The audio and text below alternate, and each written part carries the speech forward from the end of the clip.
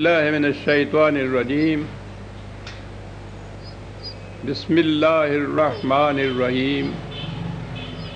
عزیزان مان، آج ستمبر 1981 کی 25 تاریخ ہے اور درس قرآن کریم کا آغاز سورہ الدخان سے ہو رہا ہے، 44ویں سورت، پہلی آیت سے ہی۔ مجھے افسوس ہے کہ پچھلے 2 جمعے درس کا ناغہ رہا۔ آپ احباب کو میں سمجھتا ہوں اس کی محرومی کا احساس ہوتا ہے، یقین مانیے مجھے آپ سے بھی زیادہ کوفت ہوتی ہے۔ خدا کرے کہ اس سلسلے میں انقطاع نہ ہو اور یہ مسلسل جاری رہے۔ 44ویں سورت ہے۔ بسم اللہ الرحمن الرحیم۔ حامیم والکتاب المبین۔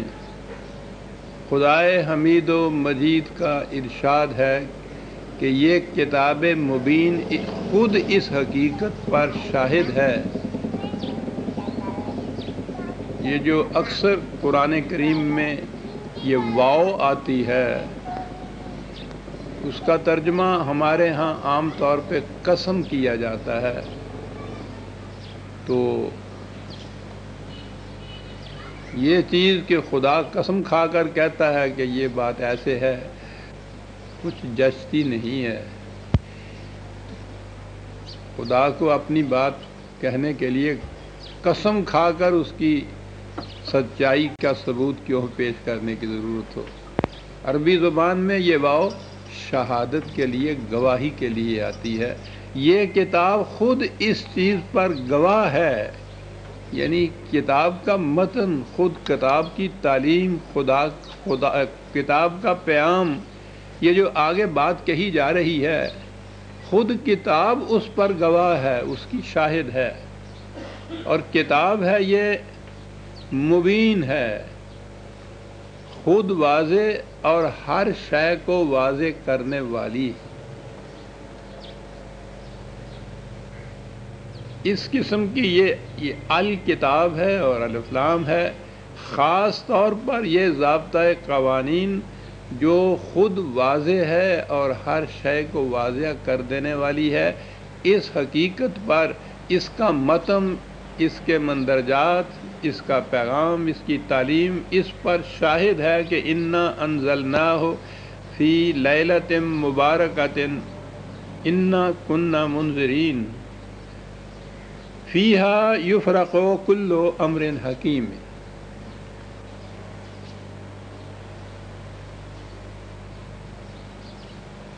اس کتاب کو ہم نے، میں عرض کروں گا کہ پھر اس کا مفہوم کیا ہے۔ اس کتاب کو ہم نے ایک مبارک رات میں نازل کیا، اور یہ کوئی نئی بات نہیں تھی۔ یہ سلسلہ رشد و ہدایت انبیاء کرام کا شروع سے جاری رکھا ہم نے۔ منذرین، آگاہ کرنے والے۔ قرآن کریم نے متعدد مقامات پر بتایا ہے کہ کوئی قوم بھی تباہ نہیں کی گئی تا وقت کہ پہلے 2 شرطیں پوری نہیں ہم نے کر لی۔ ایک تو یہ کہ وہ قوم ذہنی طور پر ایسی سطح پہ ہو کہ جو صداقت ان کے سامنے پیش کی جائے اسے سمجھنے کی صلاحیت ان میں آ چکی ہوئی ہو، اور دوسرے یہ کہ یہ تعلیم ان تک پہنچ چکی ہو۔ آپ دیکھتے ہیں کہ کتنا عجیب و غریب قانون ہے یہ۔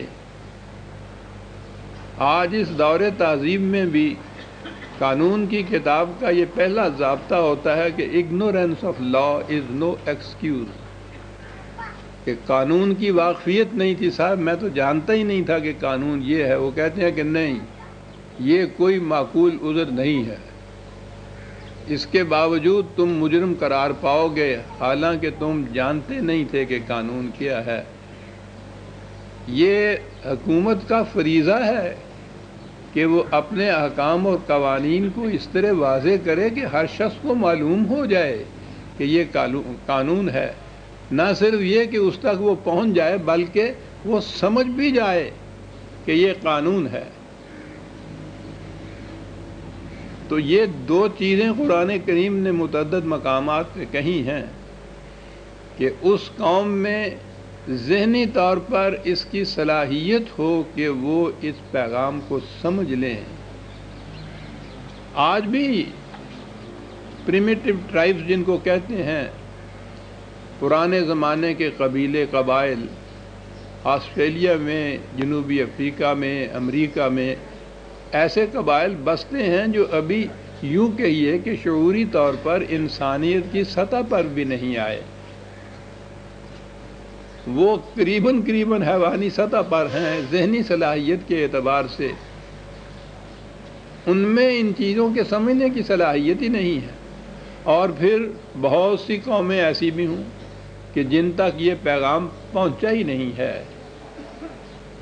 تو اس پیغام سے انحراف ان قوموں کے لیے کہ جو یا تو اس کے سمجھنے کی صلاحیت نہیں رکھتی یا یہ پیغام ان تک پہنچا ہی نہیں ہے، ان کو اس کی پاداش یا سزا دے دینا، یہ عدل کا تقاضا تو نہیں ہو سکتا۔ تو یہ جو قرآن کہتا ہے نا کہ انا کننا منذرین، ہمارا یہ شیوہ رہا ہے، سنت اللہ رہی ہے، یہ روش ہے ہماری کہ ہم پہلے آگاہ کرتے ہیں ہر قوم کو کہ تمہارے اندر اس قسم کی خرابیاں پیدا ہو چکی ہیں جن کا نتیجہ تباہی ہوگا۔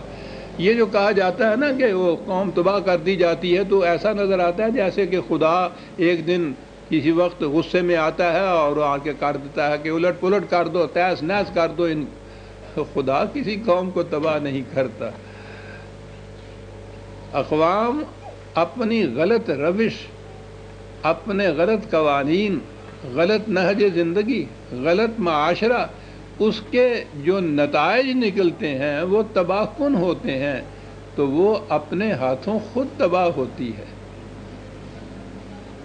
یہ چیز جو ہے کہ انہیں یہ معلوم ہونا چاہیے کہ جو کچھ ہم کر رہے ہیں اس کا نتیجہ تباہی ہے۔ یہ خدا نے اپنے ذمے لیا کہ انہیں معلوم ہو اور وہ سمجھنے کی صلاحیت رکھتے ہوں، تو اس کے بعد بھی اگر وہ اپنی اس غلط روش، تباہ کن روش کے اوپر مصر رہیں، اڑے رہیں، اس سے باز نہ آئیں، تو پھر اس کا لازمی اور فطری نتیجہ تباہی ہوتا ہے۔ یہ ہے قوموں کی تباہی سے مفہوم۔ انا کننا منذرین، ہماری یہ سنت چلی آ رہی ہے کہ ہم پہلے آگاہ کر دیا کرتے ہیں قوموں کو کہ تمہاری یہ روش تباہ کن ہے، اس کو چھوڑ دو ورنہ تم ہلاکت میں پھنس جاؤ گے۔ ہم ایسا کرتے رہے، تو اسی بنا پر یہ کتاب اب نازل کی گئی ہے کہ دور حاضر کی یعنی نزول قرآن کے زمانے کی کتابیں اقوام یا بعد میں قیامت تک آنے والی اقوام، کیونکہ نبی اکرم صلی اللہ علیہ وسلم آخری نبی اور قرآن خدا کی آخری کتاب تمام نوع انسان کے لیے قیامت تک کے لیے، تو گویا آگاہی اب اس قرآن کی روح سے اقوام کو کر دی گئی کہ فلاں روش تباہی کا نتیجہ پیدا کرتی ہے اور فلاں روش زندگی کی خوشگواریاں دیتی ہے۔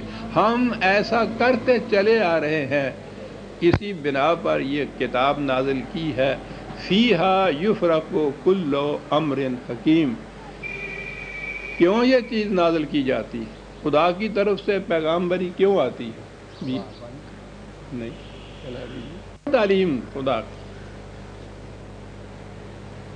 وہ غلط اور صحیح میں فرق کر دیتی ہے، حق اور باطل میں تمیز کر دیتی ہے۔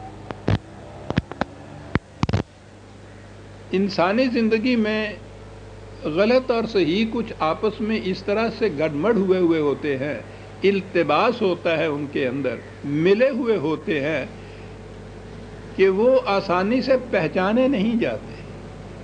تو یہی وجہ ہے کہ ایک قوم ایک چیز کو بالکل ناجائز اپنے ہاں سمجھتی ہے، دوسری قوم اس کو بالکل جائز سمجھتی ہے۔